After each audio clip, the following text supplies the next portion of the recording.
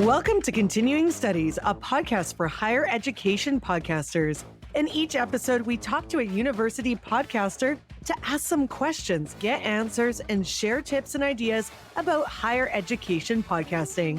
Hi, I'm Jennifer Lee. I'm a radio broadcaster and a podcaster.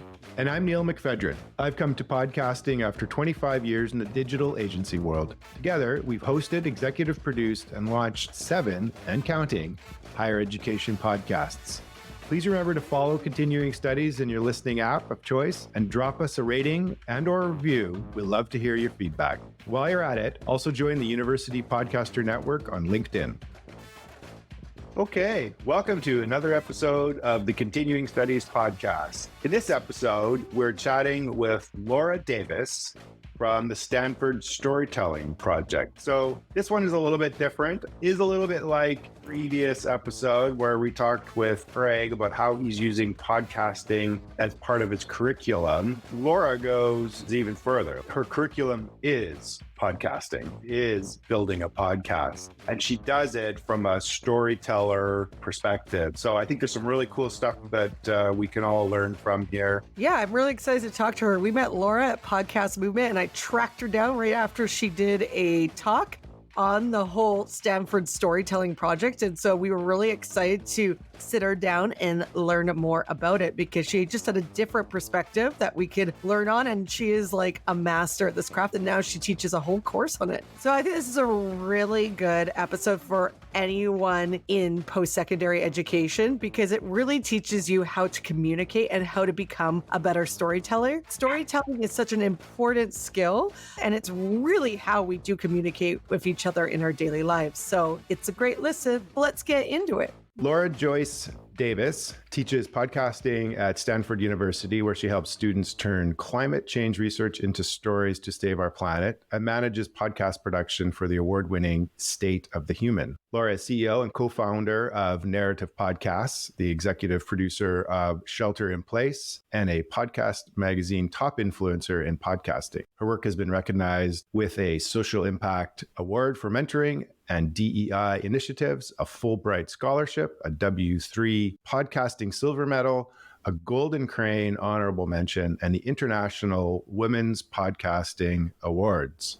She brings a novelist sense of character development and story arc to podcast training, from interview editing to script writing and sound design. Welcome, Laura. Thank you. Glad to be here. I'm so excited to interview you, Laura, because you're so accomplished and you're like an OG of podcasting. But of course, everybody starts from the beginning. So how did you get into podcasting? Yeah, it was a little bit by accident. Before the pandemic, my degree's in fiction writing. I have my MFA in fiction. And so for 20 years, I was writing short stories and novels and magazine articles. And at the same time, parenting 3 young children for a chunk of time there. And I had just started learning about podcasting, not for Shelter in Place, because that wasn't even in my mind pre-pandemic, of course, but I had actually applied for another Fulbright. It was going to be a podcast project, and it was going to be in the US and Mexico. I was doing 50 interviews on each side of the border. And so I'd been working on this project and had just gotten to the point in the fall of 2019 where I had a pilot episode of that and a trailer.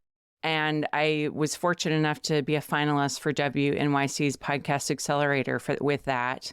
But I paid somebody else to edit. I didn't know how to edit audio. I barely knew how to use my microphone. I knew how to write. That was the thing that I really brought to that. But when March 17th of 2020 came along, I suddenly found myself with my 3 young children home with me. And just to give a little important context here, I had for 8 years been primarily like the one who was home with my kids, and I would squeeze my writing time into, the 5 a.m. before they woke up or the nap times. And just finally in February of 2020, my youngest was 3, and she was finally in preschool for the first time. So it was the first time in 8 years that I had all 3 kids in some sort of childcare. And when the pandemic happened, I kind of lost it a little bit initially. I was like, I can't do this for 2 weeks. Like, I can't have my kids home with me for 2 weeks. And so it was really out of that moment of panic that the idea for Shelter in Place came. Seemed simple in the beginning. I would do a daily podcast. It would be just for me. It would be my creative lifeline to help me survive 2 weeks of pandemic time at home, because that's all I thought it was going to be. And I didn't care if anybody listened, but I thought, you know what? I'm going to just write a daily essay every day about what's going on in my life, what I'm thinking about. And I will write one draft, record in one take, and push publish. And I knew just enough about podcasting and, because of this other Fulbright project to be able to do those things, but barely enough. And of course, the story as it continues is that I did not do that podcast for 2 weeks. I did it for more like over 2 years and 200 episodes. And the first 100 were daily. It was 6 days a week. And it very quickly became my life's work. And I learned by doing those episodes every single day, 6 days a week, very quickly how to edit my own audio, how to do sound design. I was just learning and making all kinds of mistakes, but learning how to fix them. And the behind the scenes reality that was going on around me was the pandemic was continuing. My husband got laid off from his job about 3 weeks into the pandemic. And so Shelter in Place became not just my creative project, but really the way that our family was navigating life in those very, very difficult years. Well, I want to know, how do you do a daily podcast with young children at home? Oh, man. Well, if you listen to Shelter in Place, you'll hear me be very honest about that. There were a lot of not so great parenting moments. I mean, I just had no idea what I was getting into, and none of us did, right? Even if you weren't doing a daily podcast. It was an extremely challenging time. And I'm not sure that we would have quite gotten as far as fast if I hadn't been having that daily work to say, like, what am I going to talk about today? What's going on in the world today? And it really prompted us to engage some pretty intense, hard questions as they were coming up. And, in one of the episodes, I talk about going to a Black Lives Matter protest with my children and, what that was like to have those conversations. Well, at the same time, we're having these massive parenting struggles, and my 3-year-old is peeing in the front yard of my next door neighbor. And, this is real. Like, this is actually something that happened, and you can hear it in those episodes. So, I'm very honest about just my own personal failures and parenting failures in that. But also, I think one of the big lessons of Shelter in Place, and for me in life, is, we learn more through our mistakes than our successes. Well, thanks for sharing that with us. So as we mentioned off the top, you teach podcasting at Stanford. So kind of before we jump into that, I'd love to sort of hear from you how your personal experience of podcasting and building podcasts have shaped the way you teach podcasting. Yeah, that's a great question. I think that there's a lot of ways I could answer that question, but one that is maybe the deepest for me and kind of the most meaningful is that podcasting really helped me to find my voice. And I do mean my speaking voice, but I also mean my voice as a writer. In fiction writing, there's a lot of talk. There's a lot of talk about finding your voice. What does it mean to find your voice as a writer? And I really think for 20 years, I thought I knew what that meant, but I actually didn't. And I think what podcasting taught me that I try to pass on to every student I have is finding your voice on and off the page means sounding exactly like you.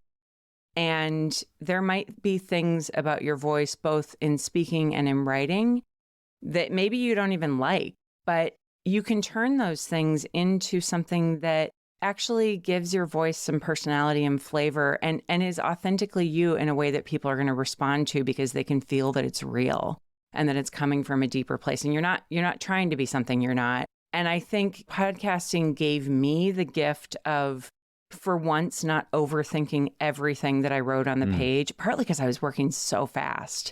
That first season, those first 100 episodes, I went to weekly for the second 100. But, the first 100, I didn't have time to be a perfectionist. I really had to trust my gut in a way that I had never, ever given myself permission to do before. And so a lot of the way I teach is actually directly from the lessons that I learned in those first 100 episodes, I have students do a lot of very fast work on purpose.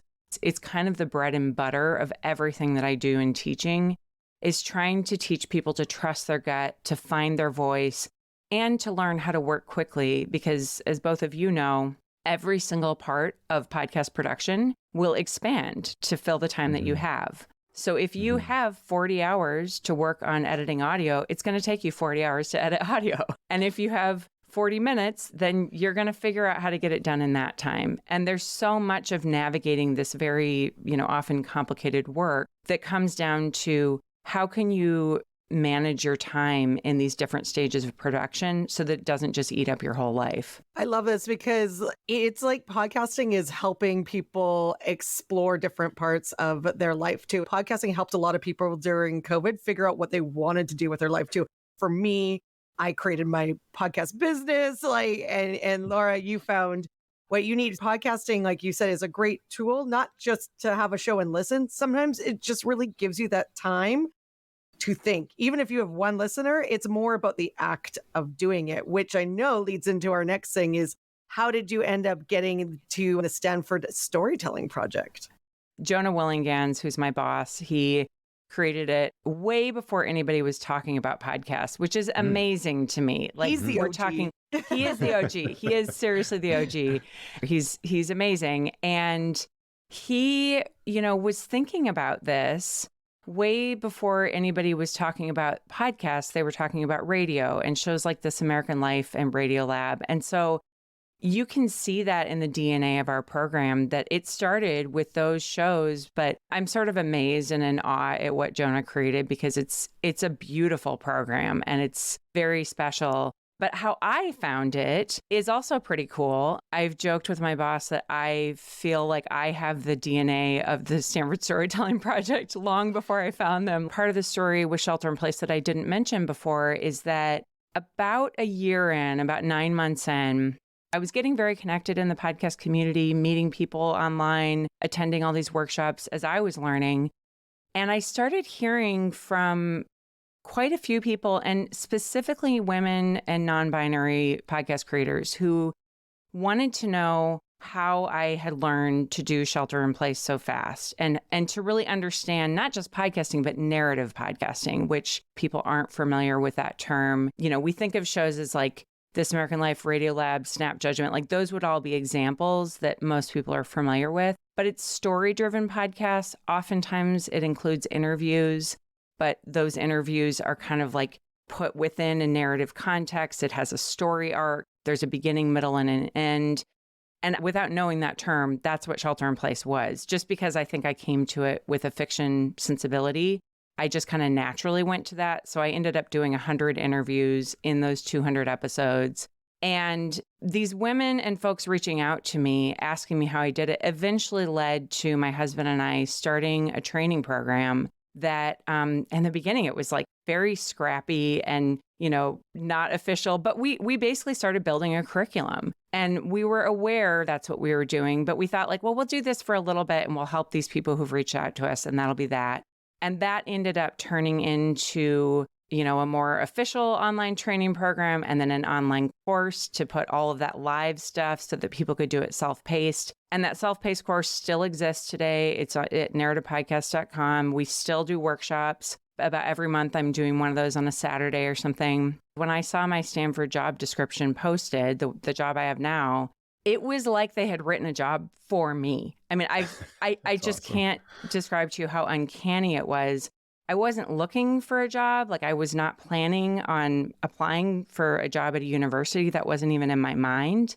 But I kept seeing this job posting come across my desk. And when I looked at it and read it, I was like, I should probably apply for this at least, right? Like, this seems a little too perfect for my particular skill set. And the fact that I had built this narrative podcast curriculum and was teaching it and training people in how to do this, that was the job. And so, here I am a little over a year later, and it has been ever bit as perfect of a fit as my hunch was that it would be. Yeah, I mean, I'm so grateful to have found a job that really, really fits my experience, and that life just brought me to this point. It wasn't an easy 3 years to get to this point, but I'm so grateful that had I not done shelter in place, had I not done that training program, had I not mentored these women, like I wouldn't be fit to even apply for the job. But because of these very specific, intense experiences during the pandemic, it set me up to be really prepared for it. And it's been a pure delight. That's amazing. Curious what you would say students are getting out of this experience. I know when we spoke previously, you mentioned some of them are even getting jobs out of their storytelling project work. But what would you sort of say are sort of some of the key things that students are getting out of this coursework and their experience building their podcasts? This question is probably my favorite thing about the storytelling project, because the focus is very much on, like, yes, we're going to help you create a beautiful story-driven podcast, but way more important than that is the student's experience of this process and their personal transformation. And so there's a lot of emphasis, like you see that in everything at the Stanford Storytelling Project. And so there's a lot of focus on, yes, we'll teach you the nuts and bolts of this, but even more importantly is, what is that experience like for you to witness somebody else's story when you're sitting down to interview them? What is it like for you to have to ask these challenging questions about the world or about yourself? And what's the gift that you get as a storyteller? What's the gift that the listener gets? And so what often ends up happening, almost always, is that students come in thinking, I'm going to do a project. This is what I'm going to do. I'll go through the steps and I'll be done and I'll have this cool thing. And they do get that. They, oftentimes it ends up being way better than they thought it was going to be. But even more importantly, they change. Like they change in this process, because I think there's something about the creative process that forces us to confront life's messiness. Because the creative process is a really messy process. Like it's not linear. Often you're kind of like in a messy middle at some point where you feel a little lost. And that's a lot like life, right? I mean, all of us have those moments in life. And so we're very intentional about saying to students, hey, when you find yourself in that place where you're lost, like that's actually okay. That's exactly where you're supposed to be. And actually you're going to be at that point again, maybe not in this project, but in some other project. And so when you get to that place, if you can embrace that and say, this is a moment where I get to learn something new, I get to have a beginner's mindset, I get to just give myself permission to not let it be perfect. Like that's a really transformative shift for students. But then to speak to just what you said about jobs, I mean, yeah, I've definitely seen that happen too. I think it's not every student who comes through who wants to keep doing this, but I've had both at Narrative Podcasts and at Stanford now, I've seen a lot of students come through here where they didn't know that they loved audio. They'd never done anything before. And because they're learning so quickly, they gain the skills that they need to do pretty fast to go into an internship or into a job. And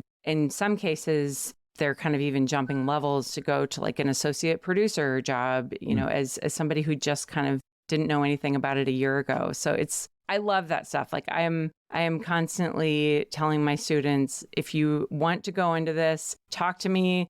I'll introduce you to people that I know in the industry who, might be a good fit for you. And I love connecting people who have a passion for this. Well, not even podcasting. I think this opens doors into a more future-friendly medium with resumes, because even if it's a kid that comes in and has to do all the production stuff, but if their topic is really relatable to the type of job that they want to eventually go through, we always have to have different sets of material on us now, because resumes, let's just face it. Yeah. A lot of people don't read them. They don't cut it just because it says certain things on your resume. A lot of them get denied, even though the talent is super great. And so again, when you are opening up about a subject that you're passionate about, you're being vulnerable, you can tell a lot from somebody's audio. And as we know, podcasts are hard to put together. It's a lot of work. So I think, again, it shows how dedicated somebody is for a job. So I think sometimes we got to stop thinking about like a podcast is just to get listens, because they could be used as a tool for many things. And this is what makes me excited. I love that you said that. I completely agree. And I think there's something that you hear, and this comes back to what we were talking about earlier with finding your voice, right? I think there's something that you get a sense of who somebody is when you hear their voice in an episode. It's so intimate, it's so personal, and their voice is in our ears if we're wearing earbuds. It's kind of magical. And I think you're absolutely right that it's a thing that can set people apart, even if they're not going into audio, even if they're going to some, you mentioned in my bio, the class that I teach. Stories to Save Our Planet is a new class that I started teaching last spring. And a lot of those students, they're really interested in climate change stuff, but they're not necessarily interested long-term in audio. A few of them are, but by and large, most of them who take that class, they want to go on to have careers that are doing something to make a difference in the world when it comes to climate change. And so for them, that's a perfect example of like their resume having that link to that 15-minute episode that they created, which is like really good and out in the world and anybody can listen to it, I think gives them just an edge that they wouldn't have just from a resume and cover letter. So I hope more and more students will use it that way, because I completely agree. Like, you're showing the real you. I think it's better than, and I'm not putting anyone under the bus, when I was looking for jobs before I started my company, and they ask you the dumbest questions to show your personality, like, what type of unicorn are you? That was one for real. But I was like, I don't know, one with a pointy horn. Like, I guess I'm not creative enough and I'm not going to qualify. No wonder I didn't get an interview. What type of unicorn? I didn't even know there was multiple types of unicorns. I didn't. That's hilarious. One of the things that is key within what you teach, and I know your background, is crafting a story. And you've talked a little bit about that, crafting a story for podcasting. You mentioned the difference between narrative and interview style podcasting, but I'd love to hear crafting a story for interview style podcasting as well, too. If you could sort of dig into that a little bit for us. Absolutely. So I think maybe the simplest way to think about this, one that I think I've found really helpful for myself and for students, is thinking in terms of action and reflection. Or another way to think about that is like scenes and then meaning making of that scene. So why are we hearing those scenes? Why are they significant? So if you think about the basic structure of a story, it's like this happened, this inciting incident to set us off and drop us hopefully right into the action of the story and get us interested. And then this happened. And here's why this is important. Speaking to somebody, and you have your list of interview questions. You could just ask them those questions, that's fine. But an even more interesting way to do that interview is to prompt them to speak in scenes. So if you ask me, Laura, how did you start Shelter in Place? And I say, well, I started it in the beginning of the podcast, or in the beginning of the pandemic. That's true. It's pretty boring. If I tell you I was in a moment on the day that I found out we were going into lockdown and I was panicking, because I'd been, basically a stay-at-home mom for 8 years, dying to spend time writing. And finally, I had gotten my moment. And then the pandemic happened and I was suffocated by life and I needed a way out. And so I saw this podcast as a way to give myself that creative lifeline. I had no idea what I was getting myself into or that it would completely change my life. But that was the moment that it all began.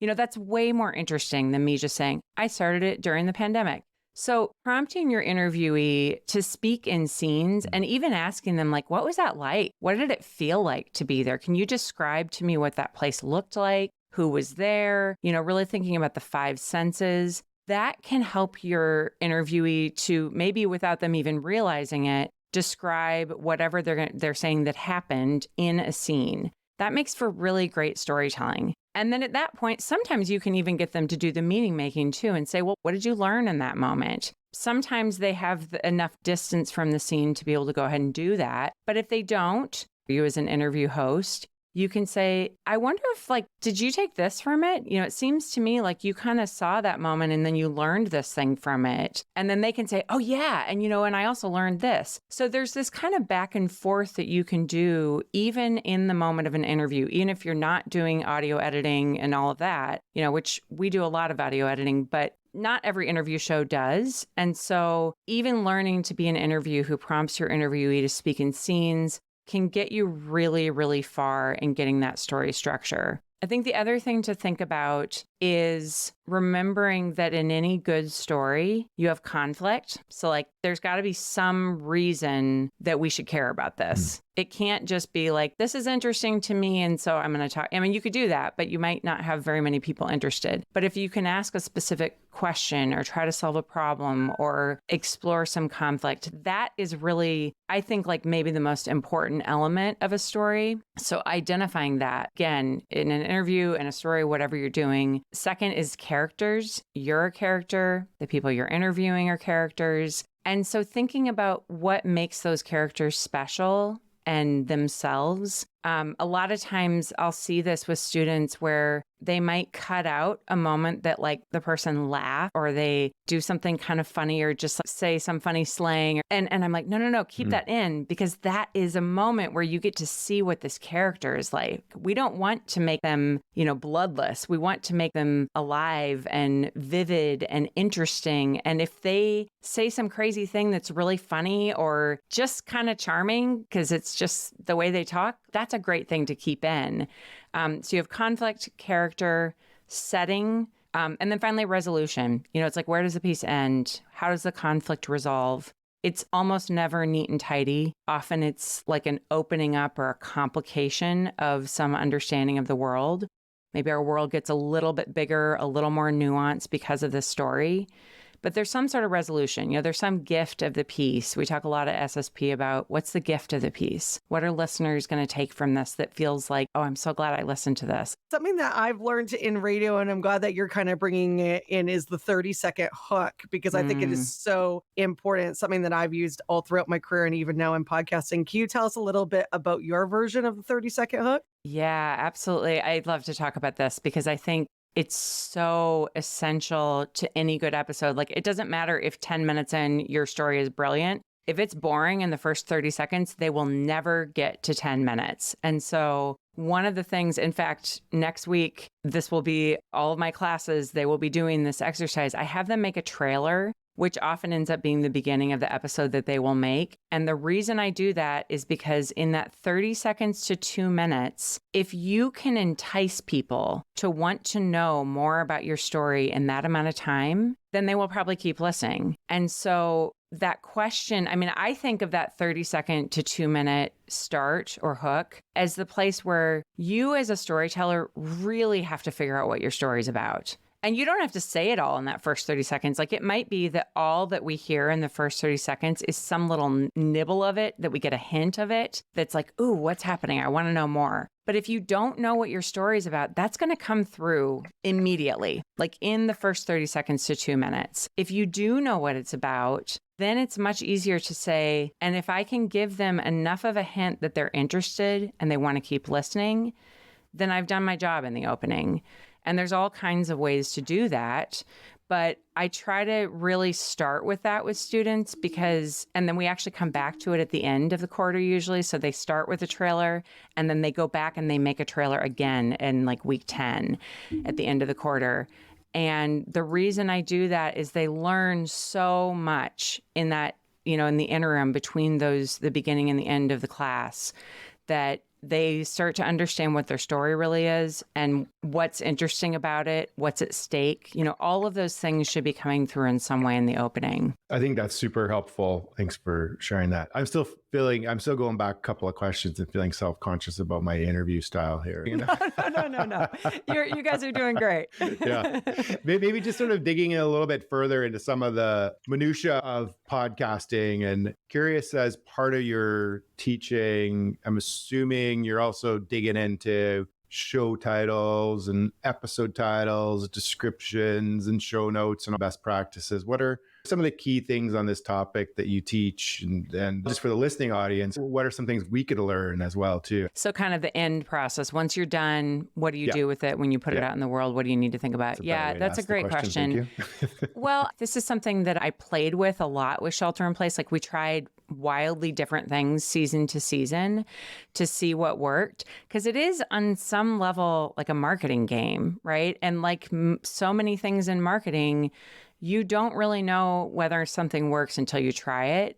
And I think titles and episode descriptions are a great example of that, where I know something we tried and that I've seen other podcasts try is every title is a question, and you're going to explore that question in the episode. We tried for a while. It was like our own little private joke that I looked at viral titles and what viral titles had in common.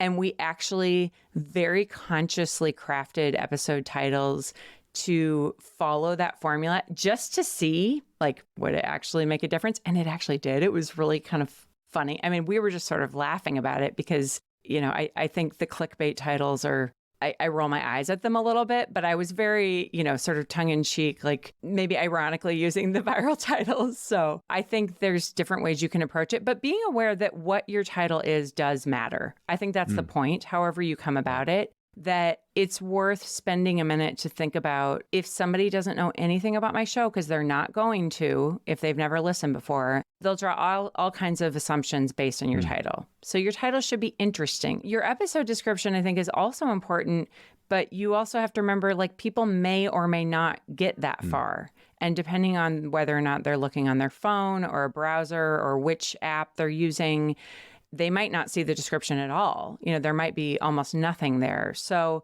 trying to put the most important information up front without giving away what the episode is about completely. You want, again, it's kind of like that 30-second tease at the beginning, that 30-second hook. You want to make sure you have just enough in there to make people keep listening. Personally, I think having good episode artwork is really important. Our artwork was created by my husband's aunt, who's a fabulous graphic designer. And I would completely recommend to people, like, spend some time on the logo or get somebody who knows what they're doing to make that episode arc look really great, because people are going to see it like teeny tiny and you're going to lose a lot if there's like a ton of detail. So that might be the thing that like makes them click. And then I think just beyond that, show notes, like including stuff so people can find you, transcripts, all that stuff, I think you can't include all of that in the episode description all the time, depending on the app, but it's worth it in my book to spend the time to do that, not just for people to know about your episode, but for SEO purposes as well. Yeah. If you have transcripts, that is a great gift to you in terms of searchability. That's a really good point. I wanted to sort of double back on your comment about episode artwork with the new iOS 17 that's rolling out this week for most of us on our Apple phones. Apple is leaning into episode artwork, and they're revamping the Apple app to a certain extent, or upgrading it. And so it's a huge opportunity, that episode level artwork, actually. I think you make a good point. It's the combination of the title and the artwork that's probably going to be the big listen or not listen for someone. But that episode artwork is a really big opportunity. There's such a debate on it too. And I want to know, Laura, your opinion. A lot of people are talking about what's better, to have just cover art or have a podcast cover with someone's picture on it. And right now, a lot of people are in the picture camp. I know they are. I understand why. Like, if all you care about is downloads and you have a celebrity in your podcast, I understand. And there's also the thing of like the host, we want to feel like we know our host. And I'm a little bit of a purist in this, and that I'm always going to go with the beautiful artwork over the photo. Neil and I aren't on ours, so either that's a good thing or a bad thing. And I'm not on mine. I love our Shelter in Place logo, our Narrative Podcast logo, I love. And I suppose it could be my picture on there instead, but I don't know. There's actually something that feels a little inauthentic to me about having my photo on there. Like, that's not me. Like, I'm the host, and yes, I'm your guide through this journey. But very early on, I knew that even though I was telling my story, really what I was doing is trying to be a guide for the listener's story. But again, I'm not speaking from a downloads perspective. Some of the stuff I'm like, well, I don't care. This is how I want to do it. This has been fantastic. And in the final couple of minutes here, I'd love to sort of hear any sort of thoughts you have for us about where this is going, how to use podcasting more from a higher education perspective, or how podcasting is going to continue to evolve higher education. Well, first of all, I wish I had a crystal ball. Well, I don't know. Maybe I don't wish I had a crystal ball, actually. That might not be that interesting. Let's live this story. I will say that I do hope that more and more people realize what an opportunity there is in higher education podcasting. And I think that's true, from like an institutional standpoint. But the part that gets me even more excited is for people who are in higher education, in the classroom, working with students, working with student groups, whatever it is. I think there's a real opportunity here to engage our students in a way that is way more inclusive and accessible than our traditional teaching has often been. And, an example that comes to mind for me that I think I shared at Podcast Movement when I was speaking there is in this class, Stories to Save Our Planet, I had a student who I often ask students this question to open up a class, not every class, but we do it usually a few times a quarter where I'll ask them, hey, what's life-giving and what's draining about what you're doing right now? And the student said, when it came to him, he said, nothing is life-giving and everything is draining. And so I was like, hey, thanks for being real about it. Like, that's real. Sometimes that happens. But I pulled him aside after class and I asked him, I was like, hey, what's going on? I want to know what's going on with you and support you. And he was like, well, I have dyslexia and it's really hard for me to write. And I just hate writing. Like, I can't get my script written. This is so difficult. And so one of the things we ended up doing, which I love giving people the suggestion when they, don't think of themselves as writers, is I was like, hey, go for a walk with your phone, record yourself talking about your story. Like, you have a sense of what your story is. You kind of know what you want it to be. We've talked a lot about it. Tell that story into your phone. Just talk. Doesn't have to be great audio quality. All we care about is the transcript. So he did that. He uploaded his audio to Descript. We use that in my class. And then copied and pasted that text into a Google Doc. And that was his first draft. And I have to tell you, his story ended up being stunningly beautiful. Like, he is actually a fantastic writer. But he wouldn't have known that without going through that process. And he's now one of these students who is, deeply involved with the storytelling project, even beyond the class, wants to do more audio. He's like, I want to do this all the time. And I think that, that one example is a great illustration of how our students sometimes need something a little different than the traditional approach to be unlocked and be excited and be to really understand that they actually can be really good at something. Right. And so anyway, I just love that. I maybe didn't answer your future fortune telling podcast question, but I like it. I answered it with a question that I wanted to answer. How's that? I like it. No. Very, very sneaky interview tactic. That was great. We can tell you're an interviewer. Yeah. We know. Flips back on. I feel like I could just listen to you tell stories of your students all day long. There's probably some amazing stories that we didn't have time for today. It's been great. Thank you so much. Awesome. Thank you so much. Oh, thank you. This was really fun. This is great. This will be the best part of my day today. I love doing this. Okay, Jen, that was amazing. I'm still just gobsmacked with podcasting daily for 200 straight days or something like that. That is just, I couldn't imagine that. That just seems, what we go through to do it every 2 weeks here. So anyway, that's quite amazing. Yeah, that's a lot. A lot of people complain to me about doing a podcast every 2 weeks. I wouldn't even think about doing one every single day. So that's huge. I always talk to you about this, that podcasting is more. It's beyond the listens, beyond the celebrities. You can use podcasting now to tell your story. It is a more authentic story. And like Laura was saying in the interview, it showcases your skills too. So, it kind of shows an employer already that you're ready to go the extra mile, because putting together a piece of audio is no small feat. And similar to what we learned from Craig from Louisiana Tech, using podcasting as another channel for people to learn. I love that story of her student struggling with writing, using audio. And for that student, it was just a game changer. I think it's this notion of using podcasting as another channel to learn is just super powerful, and just giving students a wide breadth of ways to learn.